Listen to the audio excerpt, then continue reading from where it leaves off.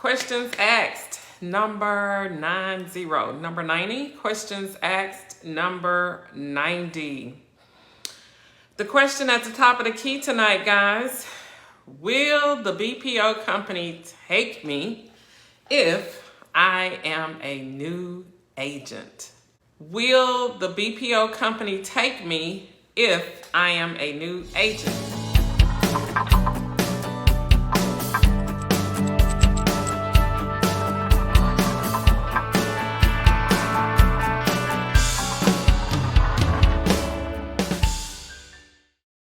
For those of you who don't know me, I am Angela Cooper. I am a real estate broker and a business coach. I help real estate agents increase their income while waiting on buyers and sellers to close. I do this in several different ways. This particular stream of income we're talking about tonight is broker price opinions, okay? If you are visiting us, guys, this is your first time visiting the Facebook page, go ahead and like the page. If you're watching from YouTube, go ahead and smash the subscribe button, okay? We're always looking for brand new subscribers on YouTube. If you're visiting us after the fact, guys, go ahead, hashtag replay. And if you're brand new to broker price opinions, or you're brand new to real estate, yeah, that's a new word. Brand new, okay, to real estate, go ahead and drop a 1 in the comment area. We have something in the show notes for you. So, the question at the top of the key tonight, will the BPO company take me if I am a new agent? So, to get that question answered tonight, guys, yes, the BPO company will take you if you're a new agent. I don't know what new is. Is new yesterday I just became an agent? Or is new going to be I've been an agent for 6 months or 1 year? I'm new to BPOs, okay? But in any case, guys, go ahead and apply, okay? If you don't have the list, go ahead, grab the list of 10. Watch the free webinar all the way to the end. You'll get the list of 10, okay? Apply with everybody. I always say apply with 10 to get in and 5 to stay alive, okay? Will they take you if you're new? The main thing they want to know is, first of all, they're probably going to ask you for a resume, okay? So if you're a BPO student, broker price opinion mastery student, you have a free sample resume. Take that resume, replace it with your name, and update it to fit or to critique who you are, okay? Not the resume that's in the sample, all right? But you do have a resume. So they're probably gonna ask you for a resume. Make sure that your resume is geared toward real estate, okay? Or if you ever done any type of, maybe you were a real estate inspector, or maybe you worked for an asset management company, or something of that nature. Just make sure you put your experience, make it pro asset management or pro real estate, okay? All right, and then also, guys, make sure that you know how to do CMAs, comparable market analysis. Comparable market analysis. Make sure you know how to do those. That's what you're gonna be doing when you do your broker price opinion. You have to be a licensed agent in order to do broker price opinions, okay? I don't know how many times I have to say it, but I declined some people that came to the group this week because their license is inactive, okay?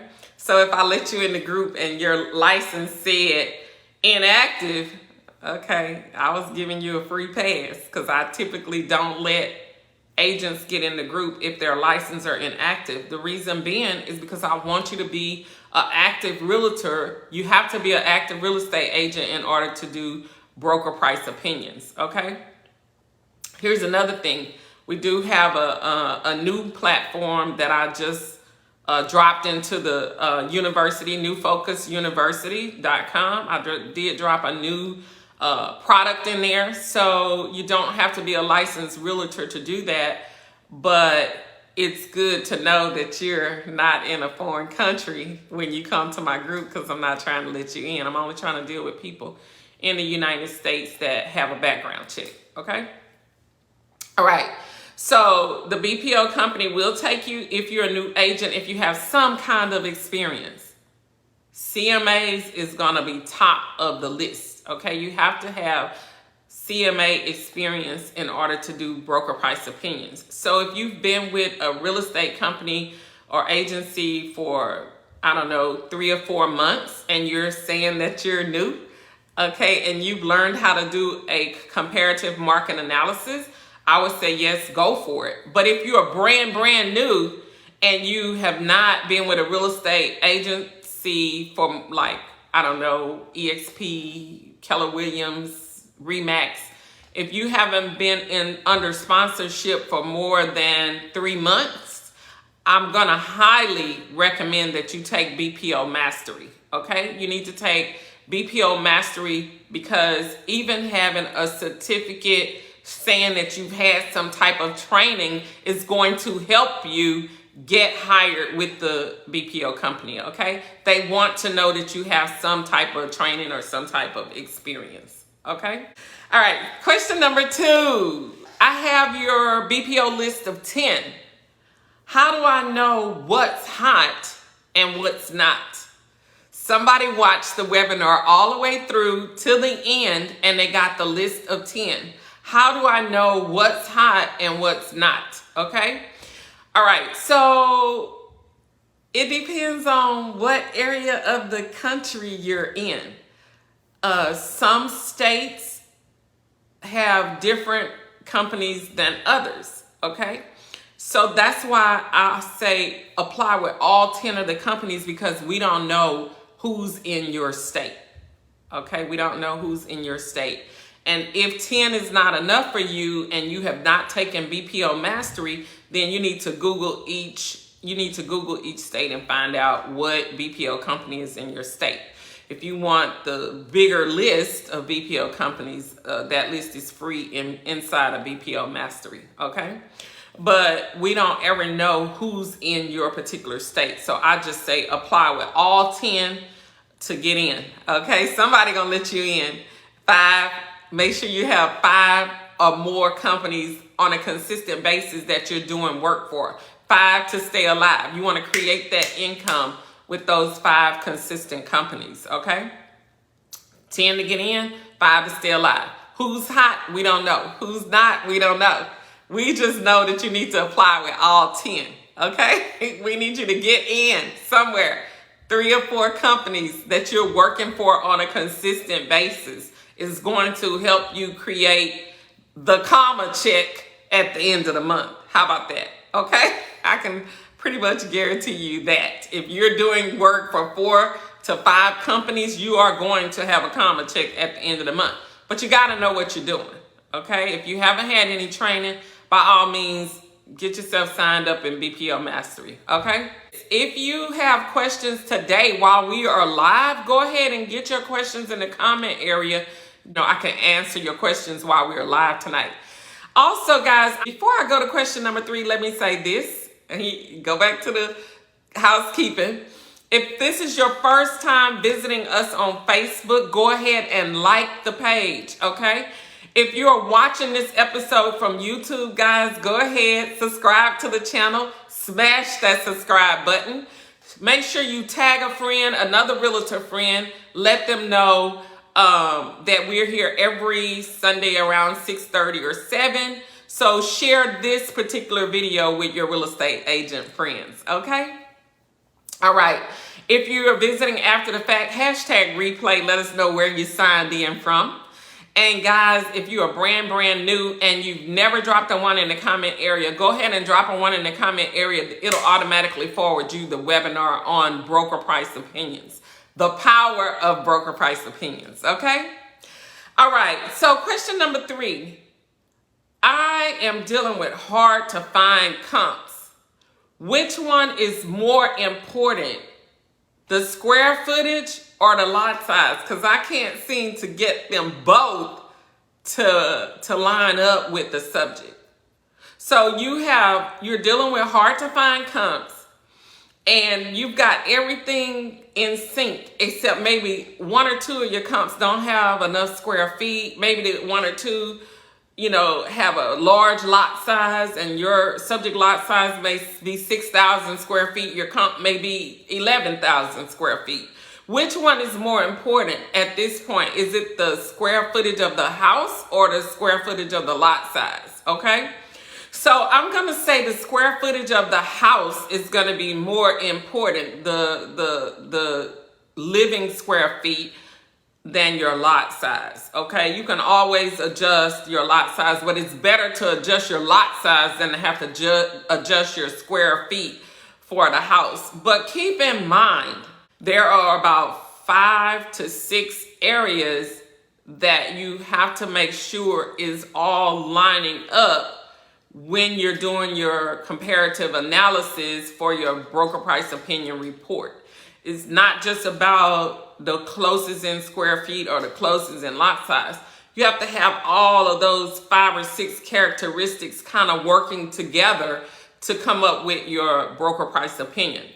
If you just are really having a hard time finding something that's closest in the year build or closest in your square footage, then of course you can go out about 25% in variance.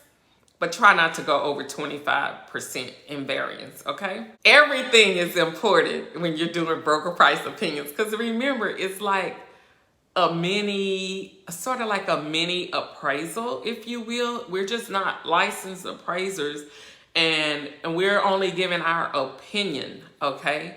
We're not giving true values, if you will. We're just giving our opinion of what a 90-day sale price would be, or 90, 120-day, or 30-day sale price would be, okay? It's our opinion.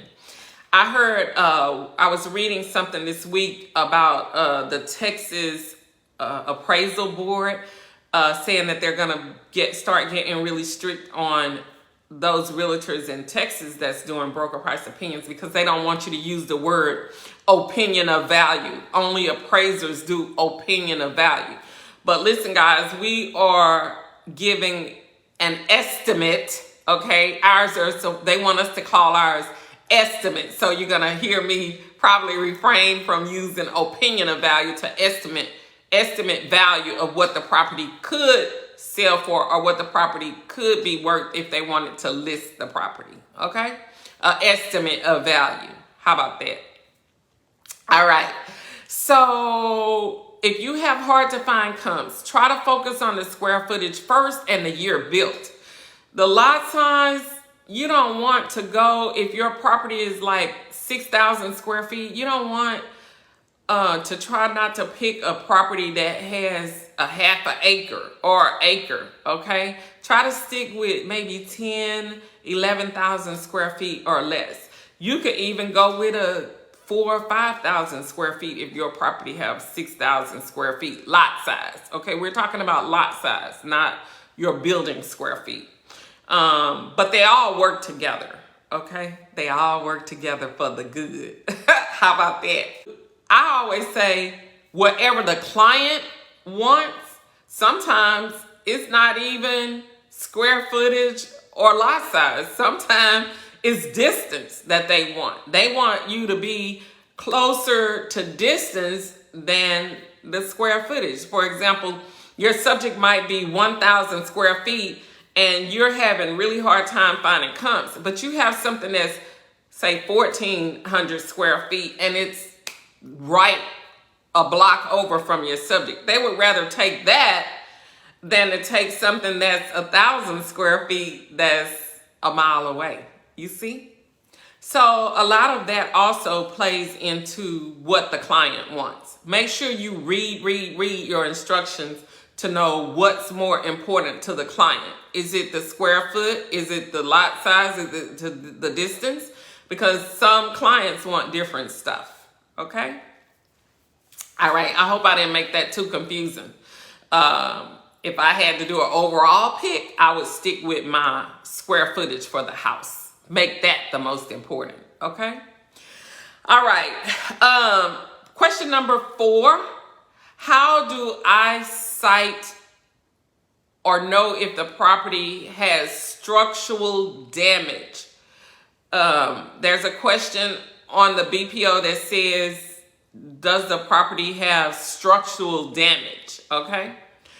All right. So typically, if you're doing an exterior BPO, you can see, if you see a crack, like a zigzag crack in the brick, especially around the windows, the corners of the windows or the corners of the doors, or how about just smack dead in the middle of your siding, you have all four walls are brick and you can see a crack down the side, or you could see a crack down the front. Okay. Typically, if you see cracked brick and it's not a straight line, it's zigzag, you're probably gonna have some structural damage. You're not a structural inspector, but you should put a note in your subject comment. I'm not a structural inspector.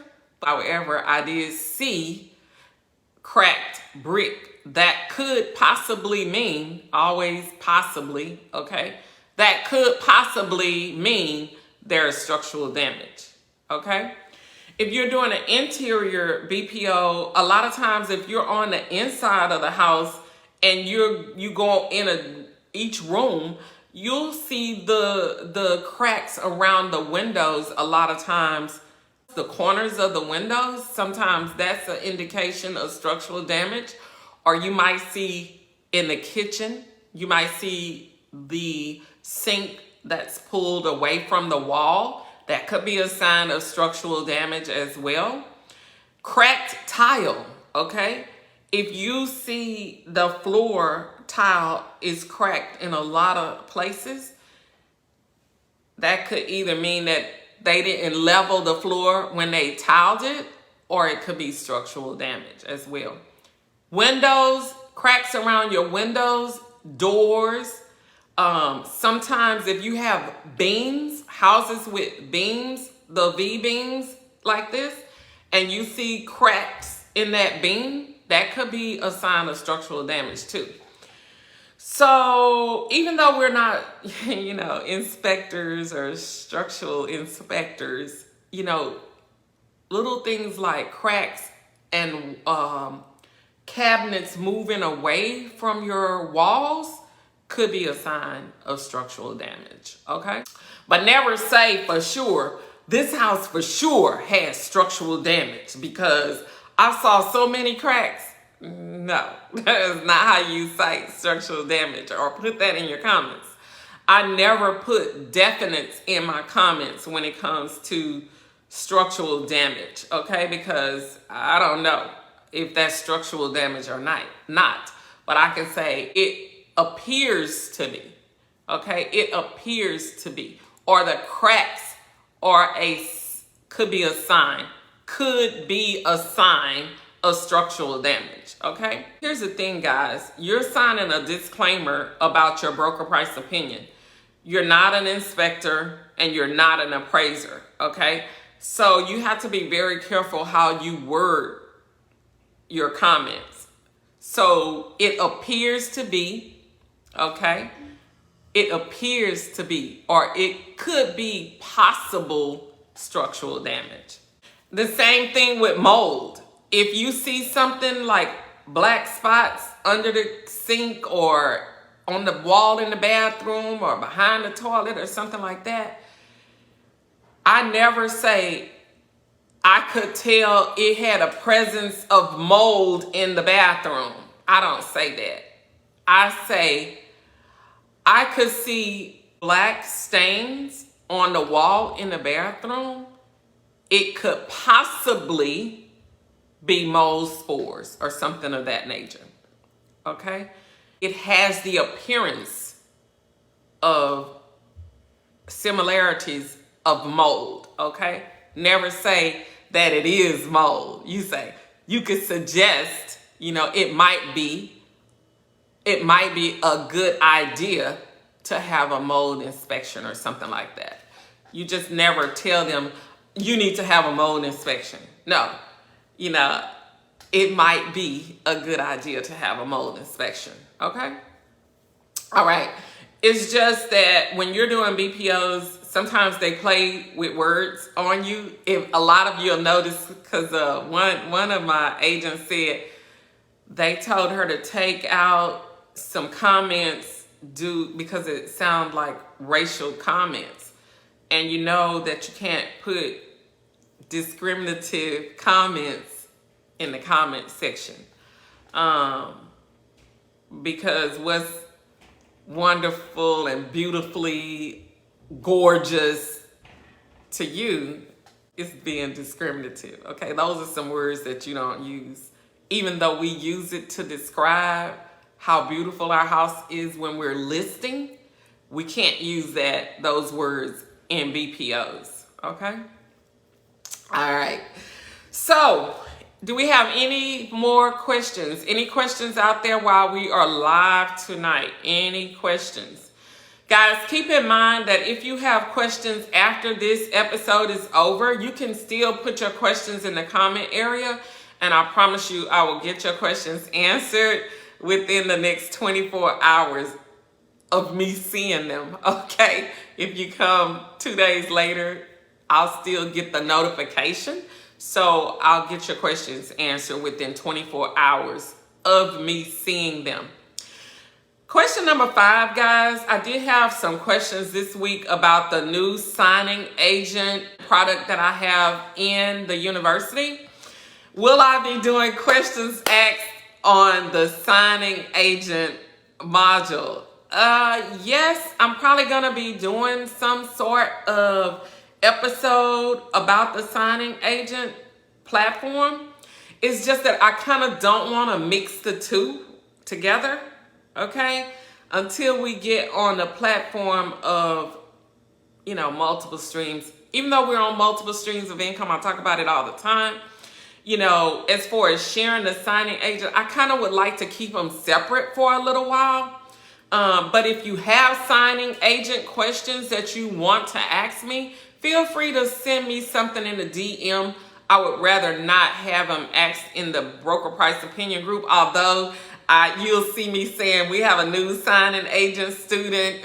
We do have another new signing agent student too, but it's in the group. I haven't put it in the group yet. I am going to be answering signing agent questions in the signing agent mastery group, okay? So the group now is notary signing agents. If you are interested in that stream of income, please feel free to join that group as well, okay?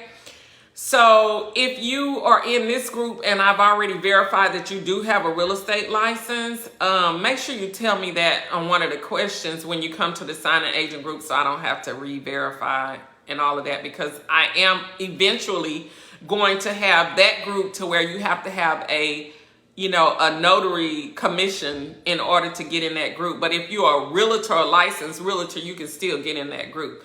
I just need to verify that you are who you say you are. And I'm not trying to play with all of these people out here, trolls. How about that? Trolls. I'm not trying to have trolls in the group, okay? I'm just not. So I will be having a means of checks and balances to verify who you say you are, okay? So I am going to have something for signing agents as well. But right now, you guys can just ask your questions in the group for the signing agents, okay? I did an impromptu video today on fear. Guys, don't let fear stop you from getting your BPO money. If you have a real estate license, BPO money belongs to you. Don't let fear stop you from getting it, okay? All right, so let's go out there and get this money. You all have an amazing week, and I will see you on the next one.